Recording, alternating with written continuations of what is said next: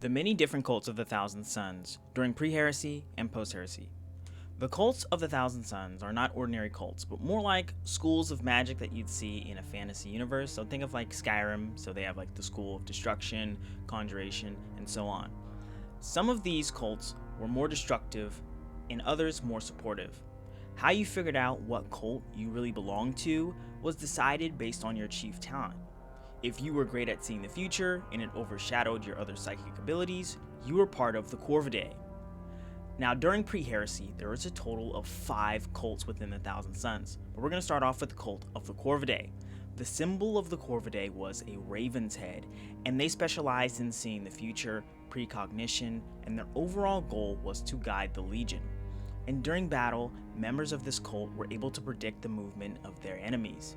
This would allow them to walk into enemy fire and seemingly not get hit at all, or be able to shoot a bolter shot with such precision in a chaotic moment. And the notable members of this cult were characters like Ahriman, Ammon, Anku-Anan, and Sobek. The next cult is a little bit more aggressive than the Corvidae, and this is the cult of the Pyrae. The Pyrae were pyrokinetic, being able to generate and control fire at will, so kind of like firebenders from Avatar. And these guys were also immune to any type of damage caused by fire.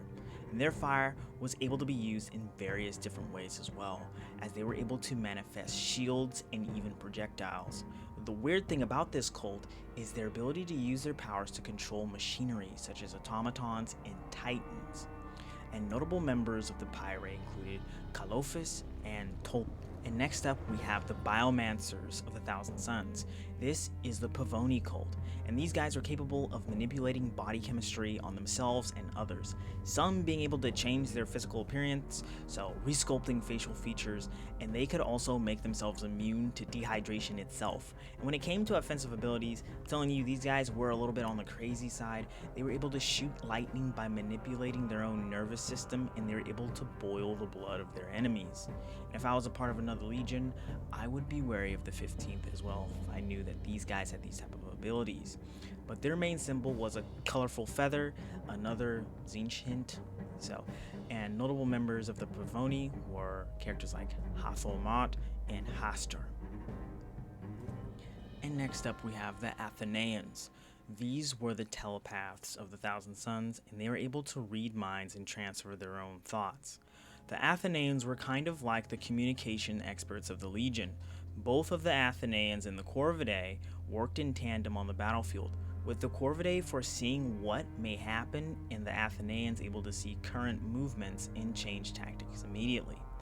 And the Athenaeans were also able to provide secure communication that avoided enemy jamming or listening in on important convos, as you can't really jam a telepath unless you have a blank. And the notable members of this cult was Ulthazar. And now we're going to jump into the telekinetics, and this is the cult of the Raptora. This cult is like the Pyrae, where it is kind of straightforward in what they can do, and these guys could throw objects at their enemies and manipulate their enemies at will, capable of ripping limbs off, and they had also a really strong defensive ability called a Kind Shield. These were invisible force fields that acted as shields.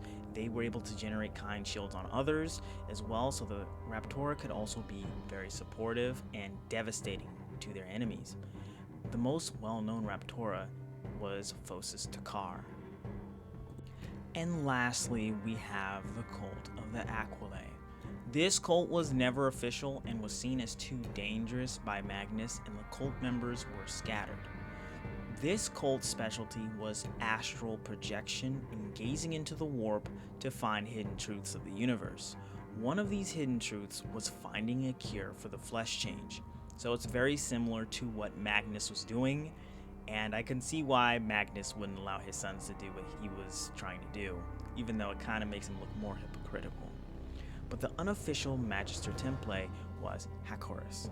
Those are all the cults during the Great Crusade in the Horus Heresy era, and now we're going to move on to the Post-Heresy cults. And since turning traitor and falling to Tzeentch, there are actually a lot more cults within the Thousand Sons. There are now 9 cults, of course, since that's Tzeentch's sacred number. And the first cult is the cult of prophecy, which specializes in prophets and soothsayers. And I believe this cult is a darker version of the Corvidae cult, because just like the Corvidae, this cult looks to alter the future. This cult listens to the whispers of the warp to discern the many different futures and seeks to manipulate events that can be altered for their own dark means. And next is the cult of time. This cult uses time as a weapon. Their victories can send ripples through time to the future and the past. So what does this do? Their ripples can hit enemies in the past, making it so they are defeated before they even meet, which is very crazy, and the cult of time seems pretty scary to go up against, but we don't really have any great examples of this in lore or the tabletop, so it's kind of just fluff for now. Next up, we have the freaks of the group with the cult of mutation.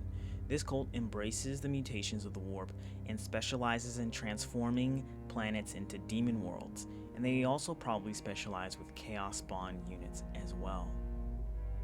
The cult of scheming is pretty expected, and they are the Legion schemers, and every action is taken into account. And this is probably the most devious cult of the Thousand Sons, as they create intricate plots and see scheming and plotting as a religious act in itself. And this cult is very precise, as every conquest and retreat is perfectly executed and is a step closer to an unseen critical strike. The cult of magic. This cult enjoys the use of pure sorcery and psychic abilities. They launch assaults to seek out arcane artifacts and relics throughout the galaxy. An artifact they have created is the Dark Matter Crystal Chaos, and when this relic is used, it can temporarily fold space, creating a portal for themselves or their allies. If I had to say what cult this was a dark reflection of, it's definitely the Pirate. I can imagine this cult being the most destructive out of the 9 and using the most dangerous upfront abilities. Alright, let's move on to the cult of change, and this cult opposes order wherever it lies. They are against civilization, order, and reason. These are the true anarchists of the Legion, and they launch their assaults on any sign of civilization or order. Where anarchy is dominant, they strive to impose their will. And this next cult gets real tricky and confusing, because this is the cult of duplicity. And this cult is not straightforward like the others. This cult is unified and not at the same time, and they work to achieve a singular terrifying goal at the right time, but also they act individually.